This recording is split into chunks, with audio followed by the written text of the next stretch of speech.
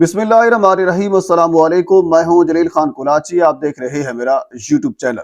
रजब भट्ट वाले मामले के ऊपर डीआईजी फैसल कामरान ने एक बयान दिया है जो कि इंतहाई अहमियत का हामिल है। वो बयान क्या है और उसके मुस्तकबिल करीब में क्या असरात हो सकते हैं, ये बयान आपके सामने रखूंगा और इस असरात भी आपके सामने रखूंगा। और इसके साथ आज से कुछ दिन पहले रावलपिंडी की एक मकामी अदालत ने 5 अफराद को सजाए मौत सुनाई है इसी सिलसिले के अंदर, जिनके ऊपर 295A और 295C लगी हुई थी। कुछ को सजाए मौत सुनाई गई, कुछ को उम्र कैद की सजा भी सुनाई गई। लेकिन रजब भट्ट का मामला इन तमाम तर मामलों से अलग बताया जा रहा है, क्योंकि ज़ाहिर सी बात है इसके ऊपर उलमाए किराम की राय भी है, कानून नाफिज करने वाले इदारों की राय भी है, खुद रजब की राय भी है। एक बयान उनका सबसे पहले सामने आया था जिसमें वो कुरान के ऊपर हाथ रखकर अपने तमाम तर उन अवामिल की वो माफी मांग रहे थे कि जो उनसे हो गए थे, सरजद हो गए थे। वो उन्होंने कौम से,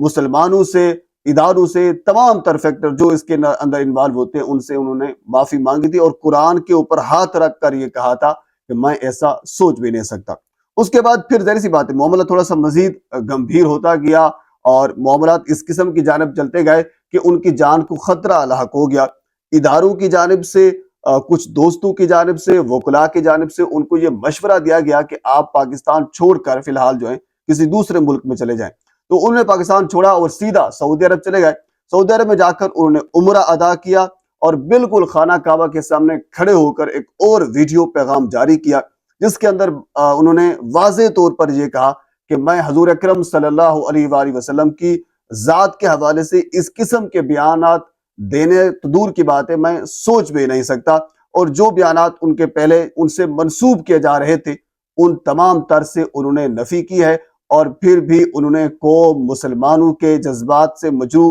करने के हवाले से जो उनके ऊपर इल्जामात थे उन तमाम तर चीजों से उन्होंने खाना काबा के सामने खड़े होकर फिर भी एक मर्तबा माफी मांगी है। और साथ ये भी कहा है कि मैं पाकिस्तान के इदारों से, आर्मी से और बाकी जो भी कानून नाफिज करने वाले इदारे हैं उनसे इंसाफ की अपील करता हूं। मतलब ये है कि मेरे ऊपर जो इल्जामात लगाए जा रहे हैं ये दुरुस्त नहीं है। जरी सी बात है, जब ये बंदा ये कहता है कि मुझे इंसाफ चाहिए, उसका मतलब यही होता है कि मेरे साथ ज्यादती हो रही है और जो इल्जामात मेरे ऊपर लगाए जा रहे हैं ये दुरुस्त नहीं है, मुझे इंसाफ दिया जाए। बहरहाल ये उनका बयान था। लेकिन डीआईजी फैसल कामरान ने जो कहा है, क्योंकि रजब भट्ट साहब के ऊपर एक मुकदमा कराची के अंदर दर्ज हुआ था, दूसरा मुकदमा लाहौर के अंदर पीका एक्ट के तहत भी दर्ज हुआ था। तो डीआईजी फैसल कामरान से जब पूछा गया कि पीका एक्ट के तहत मुकदमा रजब भट्ट के ऊपर क्यों दर्ज किया गया है, तो उन्होंने पहला जवाब इसका ये दिया क्योंकि ये सोशल मीडिया के ऊपर कुछ इस किस्म की एक्टिविटी चल रही थी, तो इसी वजह से पीका एक्ट के तहत ये मुकदमा दर्ज किया गया है।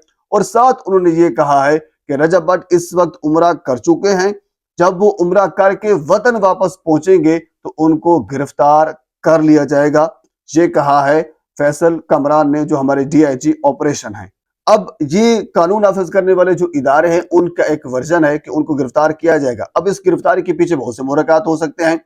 बाज़ औक़ात ये भी होता है कि क्योंकि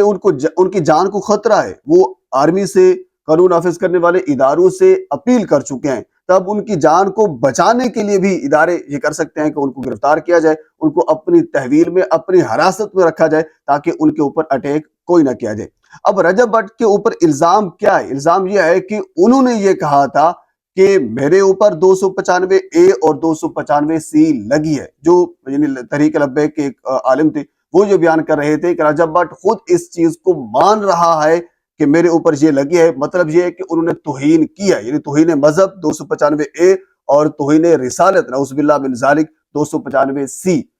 उस आलिम के मुताबिक रजब भट्ट खुद मान रहा है। जब वो खुद मान रहा है तो फिर हमारे इदारे इसके ऊपर FIR क्यों दर्ज नहीं कर रहे, इसको गिरफ्तार क्यों नहीं कर रहे? ये वर्जन था तहरीक लब्बैक का। लेकिन रजब भट्ट का जो वर्जन है वो ये नहीं है। उनका वर्जन ये था जो उन्होंने अब वजाहती बयान जारी किया है, उसके अंदर उन्होंने ये कहा है। इससे पहले भी उनका बेसिकली एक छोटा सा क्लिप जो है वो वायरल किया गया था, उसके अंदर वो ये कहते हैं कि मेरे ऊपर झूठा, यानी रजब भट्ट ये कहता है कि उनका वर्जन ये था कि जो झूठे का लफ्ज है उसको हटा दिया गया और बाकी जो एक छोटा सा जुमला था उसको वायरल किया गया। मैंने असल में उस जुमले में ये कहा था कि मेरे ऊपर झूठा 295A लगाया गया था। जब آپ کو یاد ہوگا انہوں نے ایک نماز کے حوالے سے ایک شرارت کی تھی اور اس کے بعد پھر ان کے اوپر مقدمات بھی درج ہوئے تھے، پھر بھی انہوں نے لوگوں کے سامنے آ کر، میڈیا کے سامنے آ کر اپنی معافی بھی مانگی تھی۔ تو وہ 295A اس کی بات کر رہے تھے کہ میرے اوپر جھوٹا 295A اور 295C لگایا گیا ہے، پر یہ انہوں نے یہ وضاحت جو دی ہے وہ اس حوالے سے یہ دی ہے کہ میں نے جھوٹا کا لفظ استعمال کیا تھا، لیکن اب جو بات کی جا رہی ہے اس میں جھوٹا کا لفظ کاٹ کر باقی ساری چیزیں لوگوں کو دکھائی جا رہی ہے۔ لیکن اب سوال یہ پیدا ہوتا ہے، چلو ٹھیک ہے، آپ کے اوپر مقدمات جھوٹے درج کیے گئے تھے، آپ نے عدالتوں کے اندر، اداروں کے اندر ان تمام تر مقدمات کو فیس کیا، لیکن اب سوال یہ پیدا ہوتا ہے کہ آپ نے 295 کے نام سے ایک پرفیوم لانچ کیوں کیا؟ اب 295 کے نام سے جو پرفیوم لانچ کیا ہے، اس کے پیچھے لاجک رجب بٹ یا اس کی فیملی کی جانب سے، اس کے دوستوں کی جانب سے، ان کے وکلاء کی جانب سے یہ دی گئی ہے کیونکہ وہ جو سدھو موسے والا تھے، جو ایک معروف سنگر تھے، بھارت سے ان کا تعلق تھا، وہ ان کے بڑے فین ہیں، تو ان کی تمام تر چیزوں کو وہ کاپی کرتے ہیں۔ تو سدھو موسے والا نے بھی 295 کے نام سے ایک پرفیوم لانچ کیا تھا، تو اسی وجہ سے انہوں نے ان کو فالو کرتے ہوئے، کیونکہ ان کے پاس ایک گاڑی اچھی تھی، جی ایم ویگن میرے خیال میں اس قسم کا اس کا نام تھا، وہ انہوں نے لی تھی، تو رجب بٹ نے اس قسم کی گاڑی لی، اور اس قسم کے یعنی جو شوق ان کے تھے وہی شوق یہ اپنانے کی کوشش کر رہا تھا، تو انہوں نے 295 کے نام سے ایک پرفیوم لانچ کیا تھا، تو اسی وجہ سے انہوں نے بھی 295 کے نام سے ایک پرفیوم لانچ کیا ہے۔ اب ان کو یہ نہیں پتا کہ 295 پاکستان کے اندر جو ایک ایکٹ ہے وہ کس بنیاد کے اوپر لگایا جاتا ہے، اے کس بنیاد کے اوپر لگتا ہے، بی سی یہ سارے کس بنیاد کے اوپر وہ کیوں لگائے جاتے ہیں، اور ان کی سزائیں اور ان کے پھر محرکات کیا ہو سکتے ہیں، اس چیز کا ہو سکتا ہے ان کو علم نہ ہو۔ لیکن ایسی بات ہے، اگر بھارت کے اندر 295 کسی اور وجہ سے ہوگا، ہمیں اس چیز کا علم نہیں ہے، لیکن پاکستان کے اندر 295 کی جو ایک سیریز ہے وہ انتہائی حساس ہے، ان کو چھیڑنا بالکل، اگر کسی بندے کو پتہ نہیں ہے تو ان کو ہاتھ بھی نہ لگائے اور وہاں تک پہنچے بھی نہ۔ جس کا نتیجہ یہ ہے کہ اگر پتہ نہ ہو تو پھر یہی نتیجہ نکلتا ہے، جب آپ بات کر دیتے ہیں تو پھر بات کرنے کے بعد پھر ان کے مختلف کہہ لیجئے کہ وہ ورژن بھی ہمیں دیکھنے کو ملتے ہیں، اور پھر اس قسم کی چیزیں ہمیں دیکھنے کو ملتی ہیں جس سے بظاہر یہ لگتا ہے کہ آپ نے توہین مذہب یا نعوذ باللہ من ذالک توہین رسالت کی ہے، تو اس کے بعد پھر آپ کو وضاحتیں اور ساری چیزیں وہ دینا پڑ جاتی ہیں۔ لیکن ساتھ آپ کو ایک چیز اور میں بتانا بھول گیا کہ آج سے کچھ دن پہلے راولپنڈی کی ایک مقامی عدالت نے، جن کے ایڈیشنل اینڈ سیشن جج ہیں محمد طارق یعقوب صاحب، ان کی عدالت نے 5 افراد کو، ان میں سے کچھ کو سزائے موت اور کچھ کو عمر قید کی سزا بھی سنائی گئی ہے، جن میں سے محمد ارسلان اور علی عباس، فیصل ریحان، زنیر سکندر اور خرم افضال، یہ وہ لوگ ہیں جن کے اوپر 295C، 295B، 295A اور ان دفعات کے ساتھ ان کے اوپر مقدمہ درج کیا گیا تھا، اور اس کے بعد پھر جنہیں سزائے موت اور عمر قید کی سزا بھی سنائی گئی، 1 لاکھ جرمانہ بھی ان کو ادا کرنا پڑا، اور 298A اور اس کے ساتھ 3 سال قید کی سزا، اور پیکا ایکٹ کے تحت 7 سال کی سزا اور 1 لاکھ جرمانہ بھی ان کو کیا گیا ہے۔ یعنی مطلب یہ ہے کہنے کا کہ قانون نافذ کرنے والے ادارے موجود ہیں، عدالتیں موجود ہیں، جو کہ ان تمام تر معاملات کے حوالے سے، جن کے اوپر نعوذ باللہ من ذالک 295A، B، C یا جو بھی ایکٹ ان کے اوپر لگتا ہے،